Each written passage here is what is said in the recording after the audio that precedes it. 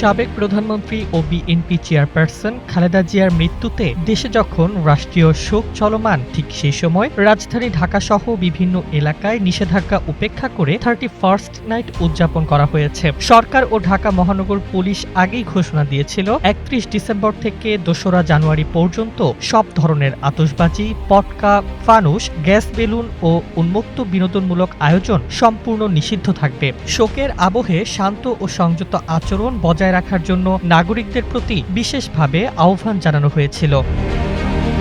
কিন্তু বাস্তবে সেই নির্দেশনার প্রতিফলন খুব একটা দেখা যায়নি। রাত গভীর হওয়ার সাথে সাথেই রাজধানীর বহু আবাসিক এলাকায় আতশবাজি ও পটকা ফাটানোর শব্দ শোনা। নতুন বছরের প্রথম প্রহরেই আকাশের রঙিন আলো ও বিস্ফোরণের শব্দে শোকের পরিবেশ ভেঙে পড়ে। ডিএমপির স্পষ্ট নিষেধাজ্ঞা থাকা সত্ত্বেও একাংশ মানুষ তা প্রকাশ্যেই অমান্য করে।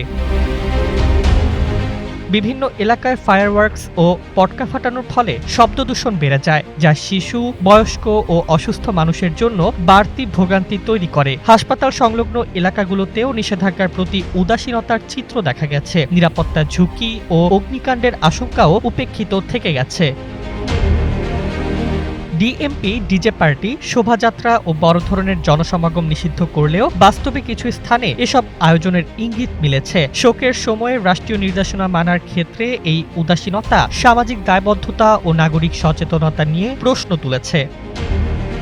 সার্বিকভাবে বলা যায়, রাষ্ট্রীয় শোক ও আইনশৃঙ্খলা বাহিনীর কড়া নিষেধাজ্ঞা থাকা সত্ত্বেও 31st নাইট উদযাপনের মাধ্যমে একাংশ মানুষ দায়িত্বহীনতার পরিচয় দিয়েছে। এমন আচরণ শোকের প্রতি অসম্মানজনক হওয়ার পাশাপাশি ভবিষ্যতে আইন মানার সংস্কৃতি নিয়েও উদ্বেগ তৈরি করেছে।